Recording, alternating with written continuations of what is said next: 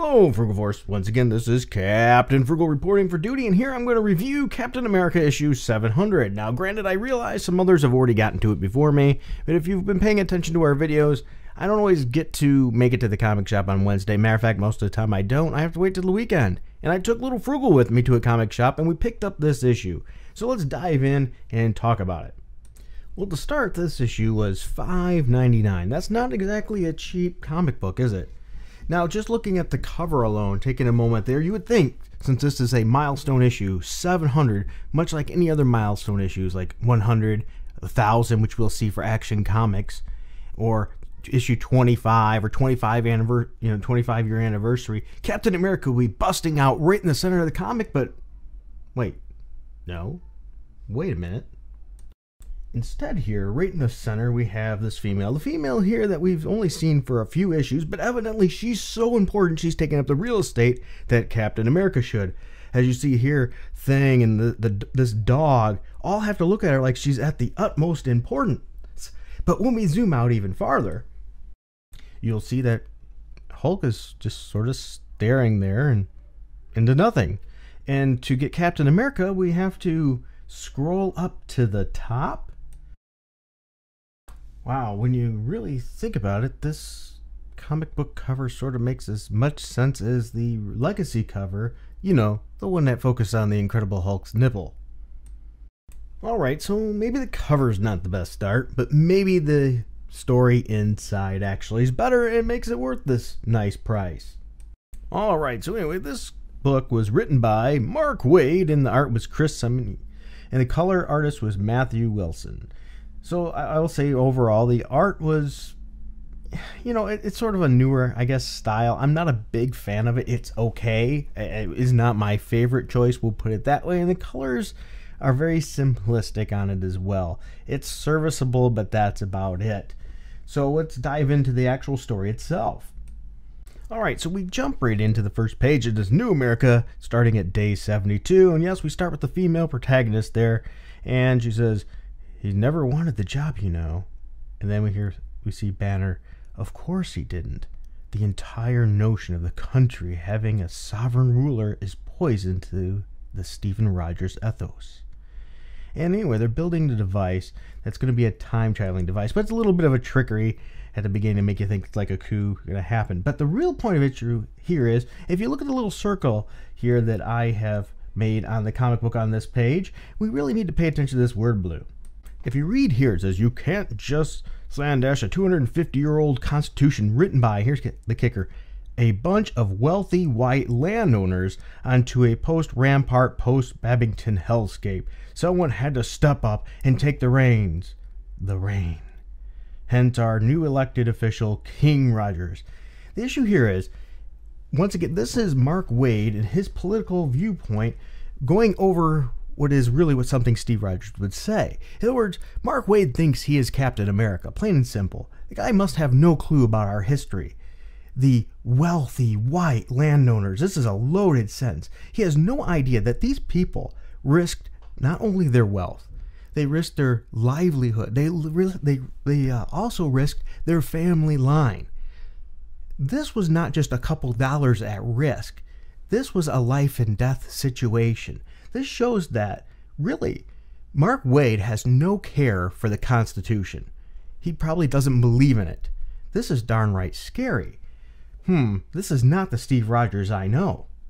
We then go from there and we see New America Day 80. And we see Captain America fighting. And of course, what is he fighting? He's fighting these Rampart guys, which of course are all dressed in red because, you know, red is the Republican color, and Republicans to people like Mark Waid are all evil because, you know, you have to agree exactly with him on politics or you're a bad person. Once again, more political propaganda thrown in to a Captain America comic book. This is, once again, Mark Waid Captain America, not Steve Rogers.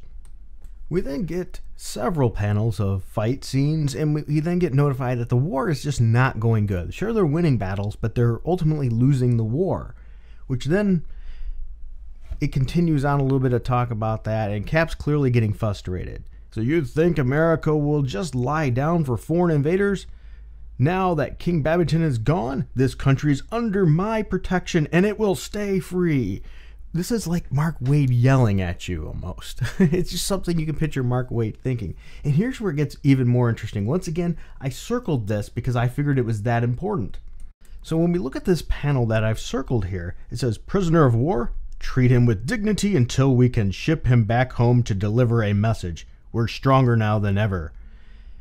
You notice that he has to make sure he points out we have to treat these prisoners with dignity. You know, these people that were killing us.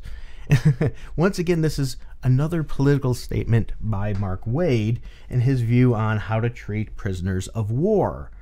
Once again, this is Mark Waid, Captain America, not Steve Rogers, Captain America. If we look at the next page, there's some more talk about the situation going down, and we see Captain America looking at the United States, and we see in his word bubbles, once again, saying something that once again makes you scratch your head, go, this is Mark Waid again.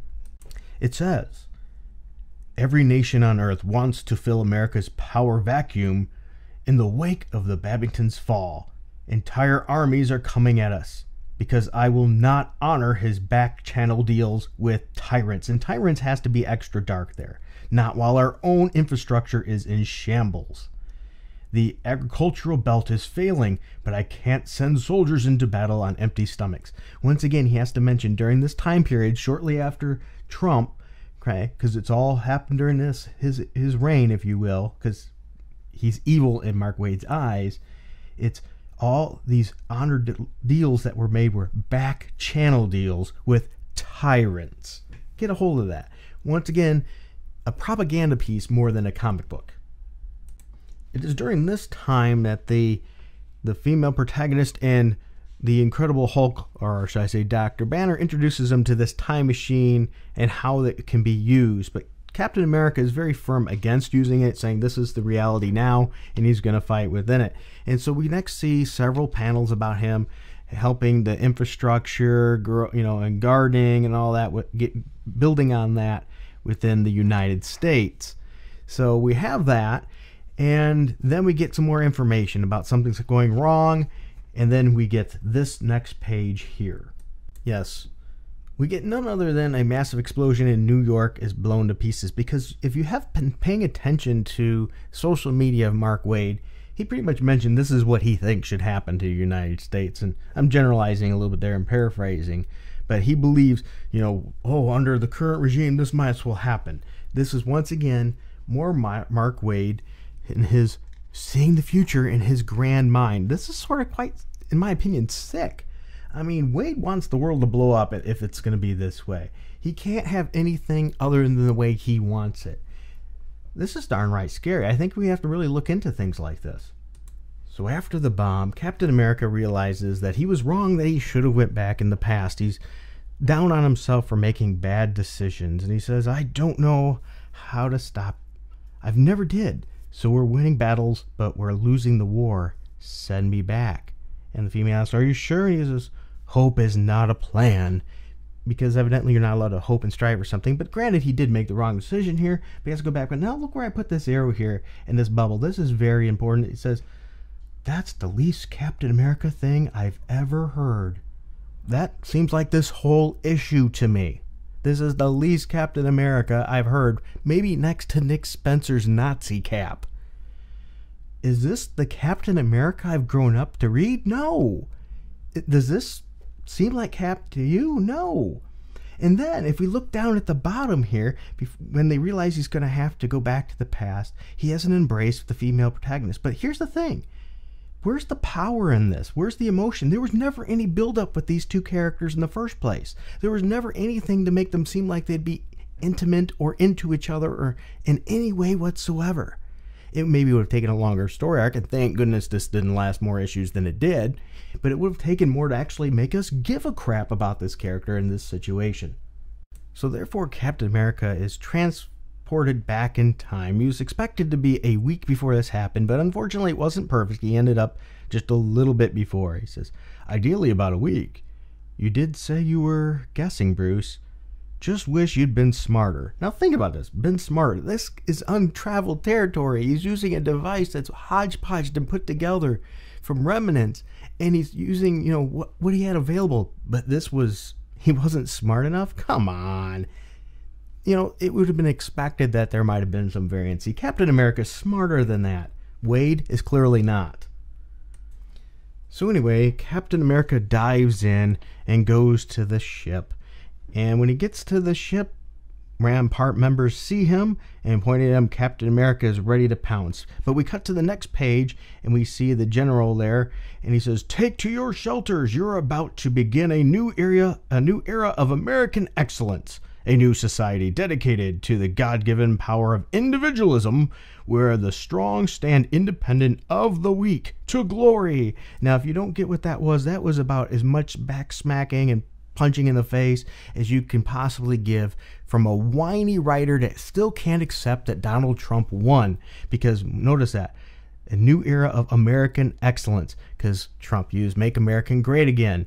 A new society dedicated to the God-given power of individualism, because individualism to Mark Waid is bad. Clearly he does not understand that the United States has grown and grown to its prosperity because of individualism. We have desires to make more, to get more. Now granted, with that we also have our kindness in our hearts to give to others, but that does not make individualism bad, because let's be honest, Mark Waid is either a communist or a die-hard, very far Marxist believing person that has no clear concept of how the United States was created or what the point of the United States was to begin with. And once again, he has to bring up the weak, because Mark Waid thinks he's Captain America. He thinks he has to protect the weak, as it says, "The strong stand independent of the weak," because he has to protect the weak. The kicker is who does Mark Waid think is the weak? Why does he think he's so strong? A lot of these people he claims are the weak say, "Hey, you're not my shield. Shut up. We don't need you, Mark Waid. Just write a good comic book." Once again, a potentially good comic book is being ruined by political ideology. Let's continue. So Captain America fights more, taking down the Rampart soldiers one by one, and he gets into the face of their leader, the general, which is Babington. If you remember, he was horrifically deformed after the bomb, and he tells them that if the bomb goes off, it'd make him even uglier. And then there's some more fighting ensues, and there's some pretty good panels of art and fighting there. I give no qualms there about that. But then again, there's another panel here that we have to jump to and look at, because once again, we can't even have a couple pages in a Captain America book without Mark Waid politics. So look at this panel here. It says, "Men, back to the plan. Put the fool on ice to preserve him. I've planned for him to be an image of greatness to the new American sheep." So greatness has to be in quotes, because "Make America Great Again," once again, Donald Trump smack. And then sheep. They're both in bold, because he believes if you supported Donald Trump, or pretty much any conservative or Republican, that you are a sheep that are being led to the slaughter, because yes, Mark Waid, the great Mark Waid, Captain America, inserts his story with his political views, and that's all we hear throughout this issue pretty much, is that kind of malarkey. So anyway, the next couple pages, Captain America does what Captain America would do. He jumps on the giant bomb, if you will, the big missile, much reminding us of the past and when Steve Rogers was frozen in ice to begin with. Nice little nostalgia trip there. And knowingly that being on this is going to kill him, he ends up dying. But don't worry, because remember, this was him coming back to the past, so his past self is still here. So his past self, after the explosion and that version of Captain America is gone, the present version, or that time, or is now the past, floats up in ice and breaks free of the ice, much like nothing of that ever actually took place. If you think about it, it'd probably been better if this book never actually took place. You wasted your money on this story here, which never actually impacts the story canon-wise. Which, okay, maybe that's a small nitpick, but let's be honest, you just paid all this money for a Mark Waid run, which was nothing more than his political propaganda shoved into a comic book with him as Captain America. Do you think I'm happy about that? No. So ultimately, this comic book was very disappointing to me. It was pretty much, if you're a conservative or you voted Republican, you are an evil bad person. He made you out to be a rampart person, evil kind of misfit guy and all that stuff wrapped into his ideology. Now, granted, after that, we did get another Captain America story, Living Legend of World War II, but I'm not going to cover that. They used original Kirby art and put a story into it. But ultimately, if you're buying this for the current storyline, I think you lost your money here. This was $5.99 to get a political propaganda piece, not a Captain America story. Once again, where good old Mark Waid has to shoehorn himself into the hero and tell you how much of a bad person you are if you didn't vote like him. Yes, this comic book gets an F. I found this one offensive to me. Maybe not to you. What is your thoughts on this comic? Was it good? Was it a waste of $5.99? Am I too hard on it? Am I reading too much? I don't know. That's my opinion. Let me know yours in the comments. I look forward to hearing them. Until next time, keep it frugal.